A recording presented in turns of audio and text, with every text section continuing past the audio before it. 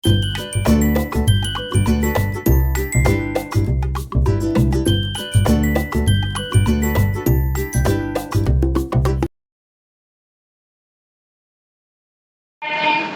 બહેનો અને મારી વાલી સહસખીઓ, આપ સૌને મારા નમસ્તે. આજે આપણે અહીં 21 ફેબ્રુઆરીના હું તમને વિશ્વ માતૃભાષા દિવસની માહિતી આપીશ. એક બહુ સુંદર પંક્તિ છે. જે મા વગરનું બાળક અનાથ લાગે છે, જે મા વગરનું બાળક અનાથ લાગે છે, તે માતૃભાષા વગરનું જીવન અધૂરું લાગે છે. આજે 21 ફેબ્રુઆરી છે.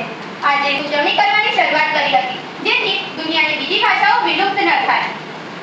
આ એકમાત્ર એવો દિવસ છે જે ભાષા માટેના સંઘર્ષને યાદ કરીને ઉજવવામાં આવે છે. આજે આપણે અંગ્રેજી શીખીએ છીએ, હિન્દી બોલીએ છીએ, એ સારી વાત છે. નવી ભાષાઓ શીખવી એ તો બારી ખેલવા જેવું છે. તેથી દુનિયાભરનું જ્ઞાન અંદર આવે છે. પણ માતૃભાષા એ આપણા ઘરનો દરવાજો છે. આપણે આપણી માતૃભાષાને ભૂલી જ ન શકીએ. નમસ્તે. આજે અમે તમારી સામે પ્રસ્તુત કરશું જોડકા. વાંદરો ઘૂંટે દાળથી દાળ, ખાય કેળા દેશી દાળ. સિંહ જંગલનો રાજા કહેવાય, જોરથી ગરજે સૌ ડરી જાય. કરે ભો ભો ભો, ઘર રાખે સૌ ચેત રહો. બિલાડી મ્યાઉ મ્યાઉ કરે, દૂધ જોઈને દોડતી આવે. માતા છે ગુજરાતની ધરતી, વતનની એ માટી છે. માતા છે ગુજરાતની ધરતી, વતનની એ માટી છે.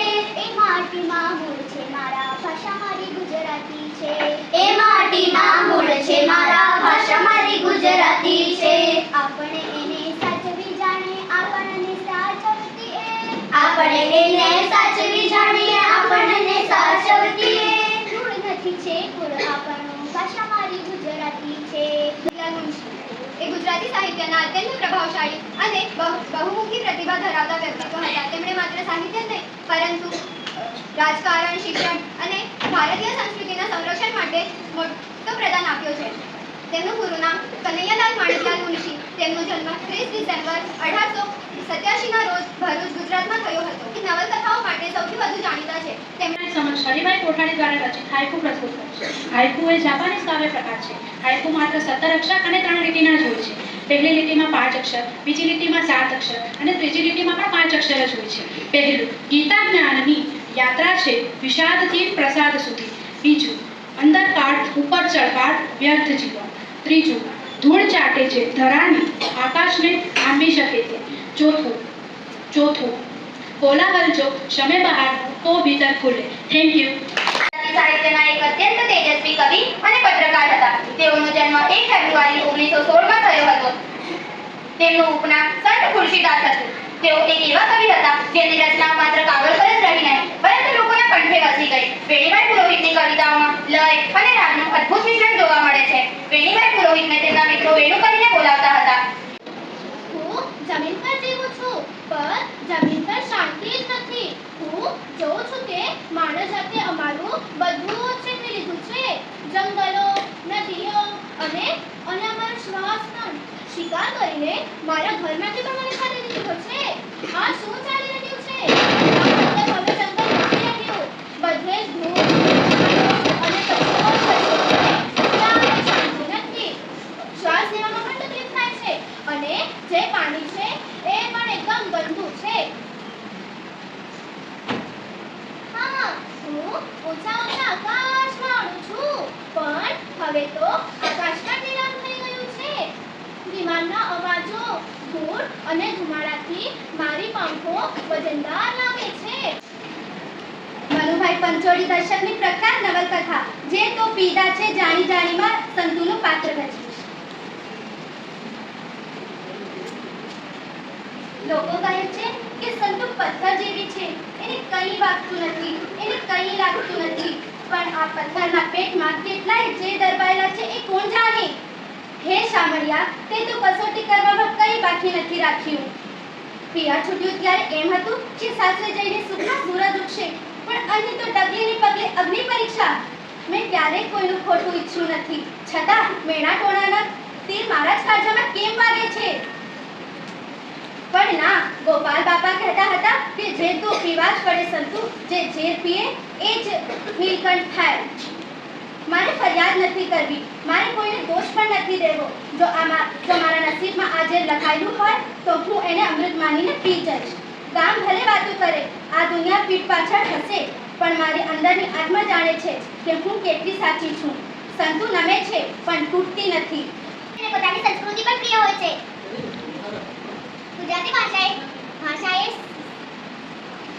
ભાષા એ ભાવના, સંસ્કાર અને સંસ્કૃતિનું મીઠું પ્રતિબિંબ છે. માતૃભાષા વિના શિક્ષણ અધૂરું છે. ગુજરાતી બોલવું એ ગૌરવની વાત છે. ગુજરાતી ભાષા આપણા વારસાની અમૂલ્ય સંપત્તિ છે. જે રાષ્ટ્ર પોતાની ભાષાનું સન્માન કરે તે હંમેશા પ્રગતિ કરે છે. નમસ્તે, અમારા નાટકનું નામ છે મારી ભાષા મારી ઓળખ. હું સૂત્રધાર આર્યા, અંગ્રેજી માધ્યમમાં ભણતી આધુનિક છોકરી દાદાજી, સંસ્કારી અને ભાષા પ્રેમી નીતા, આર્યાની બહેનપણી જેને ગુજરાતી બોલવામાં શરમ આવે છે. કાવ્યા, આર્યાની બહેન જેને ગુજરાતી કવિતાઓ ગમે છે. ઘરમાં નીતા અને આર્યા ફોનમાં ગેમ રમી રહ્યા છે. દાદાજી સોફા પર છાપુ વાંચી રહ્યા છે. હે નીતા, ચેક ધીસ આઉટ. આ ગેમ કેટલી કૂલ છે ને. યાર નો ટોટલી. પણ યાર પહેલા ગુજરાતીના બેન આવે અને હોમવર્ક આપે એ બહુ બોરિંગ લાગે છે. કોણ શીખ્યા આઈ જો બેટા, તારી માતાને જે ભાષામાં હાલર ઉગાઈને સંભળાવે છે એ જ ભાષા તને કંટાળાજનક લાગે છે. દાદાજી પ્લીઝ, અત્યારે ગ્લોબલ યુગ છે. ઇંગ્લિશ વગર કાંઈ ના ચાલે. ગુજરાતી તો ફક્ત ઘરમાં બોલવા પૂરતી જ ઠીક છે. કાવ્યાનો પ્રવેશ. કાવ્ય હાથમાં એક પુસ્તક લઈને આવી રહી છે અને મોટેથી પંક્તિઓ વાંચે છે. જેના હૃદયમાં માતૃભાષા માટે પ્રેમ નથી તે જીવિત હોવા છતાં મૃત સમાન છે. કેશુભાઈ બધેકા. તેમના પ્રેમથી બાળકોની મુછાટમાં પણ કહીએ છીએ. તેમને બાળકો માટે જે સાહિત્ય રચ્યું છે તે આજે પણ એટલું જ તાજગીભર્યું છે. તેમનું પૂરું નામ ગિરજાશંકર ભગવાનજી બધેકા છે. તેમનો જન્મ 15 નવેમ્બર 1885 ચિત્તલ, અમરેલીમાં થયો. પરેને કરવા દો આપણે હરિ ભજન મારો, આટા મારે ને મારવા દો આપણે હરિ ભજન મારો. બકરી વારી બેઠી હતી, બેઠી જોતી હતી, જોતા ખેડે ખાતી હતી. મને એવું લાગે છે કે આપણે અંગ્રેજી માધ્યમમાં ભણીશું તો જ આગળ જઈને આપણે કંઈ બની શકશું, પણ એવું નથી. આપણા ભારતના એવા કેટલાક મહાન રત્નો છે જે પોતાની માતૃભાષામાં ભણ્યા હોવા છતાં આજે તેમનું નામ પૂરા ભારતમાં ગર્વથી લેવામાં આવે છે. એવા જ આપણા ભારતના એક મહાન રત્ન doctor APJ Abdul Kalam. Doctor APJ Abdul Kalam Tamil માધ્યમમાં ભણ્યા હોવા છતાં ભારતના ભૂતપૂર્વ રાષ્ટ્રપતિ અને મિસાઇલ મેન તરીકે ઓળખવામાં આવતા હતા. તેમનું એવું માનવું હતું કે હું મારી માતૃભાષામાં ભણ્યો છું એટલે જ આજે મારી વિચારવાની શક્તિ આટલી વધી છે. બીજા મેઘાણી એ ગુજરાતી સાહિત્યનું અમર નામ છે, જેમને મહાત્મા ગાંધીજીએ રાષ્ટ્રીય શાયરનું બિરુદ આપ્યું હતું. તેમણે આપણી માતૃભાષા અને લોક સાહિત્યને જીવંત રાખવા માટે મોટું યોગદાન આપ્યું છે. તેમનું પૂરું નામ ઝવેરચંદ કાળીદાસ મેઘાણી છે. જળ કમળ છાતી જાણે મારા, સ્વામી અમારો જાગશે તને મારશે, મને બાળ હત્યા લાગશે. હે જળ કમળ છાતી જાણે મારા, પેલું મંગળિયું વરતાય રે પેલે મંગળ, શાના તે દાન દેવાય રે પેલે મંગળ, ગાયોના દાન દેવાય રે પેલે મંગળ, અગ્નિદેવની સાક્ષીએ પેરા પર. પટેલ ગુજરાતી સાહિત્યના એવા તેજસ્વી દાતા છે જેમને સાહિત્યનું શિક્ષણ ખાસ તરીકે લીધું નહોતું, છતાં તેમને ગુજરાતી ભાષાને વિશ્વસ્તરે ઓળખ અપાવી હતી.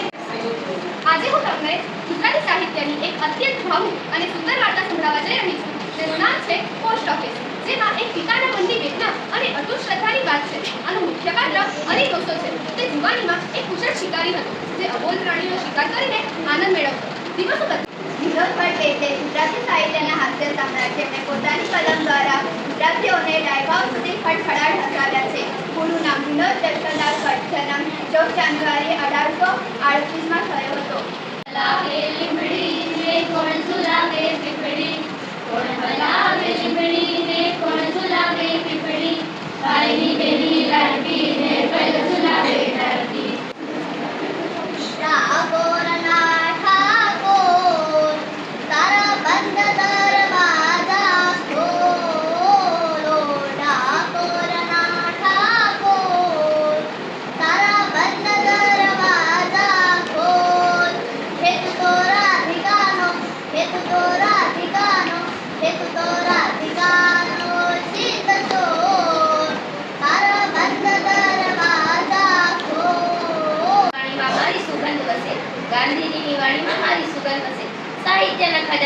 મારું ગૌરવ હશે, સાહિત્યના ખજાનામાં મારું ગૌરવ હશે. ગરબા લોકગીતમાં ઊંચું, ગરબા અને લોકગીતમાં ઊંચું. સંસ્કૃતિની ભૂષણ, માતૃભાષા બની સૌની, માતૃભાષા બની સૌની. તો શું છે મારું નામ? Very good. નમસ્તે. આજે અમે તમારા સમક્ષ ગુજરાતી ચારણ કન્યા કવિતા પ્રસ્તુત કરશું. સાબર ગરજે, મનરાવનનો રાજા ગરજે, ગીર કાંઠાનો કેસરી ગરજે, એરાવત કુળનો હરી ગરજે, કડિયા પાટોળીનો જોધો ગરજે, મોપાડીમાં દેલો ગરજે. આટલું બધું ગુજરાતી સાંભળીને એમ લાગે કે બધું આખું આમ નસે રસમાં ગુજરાતી આવી ગયું ને? લાગે છે કે નહીં? સાહિત્યકાર, કવિ અને છેલ્લે ચારણ છે. પ્રયત્ન કર્યો ને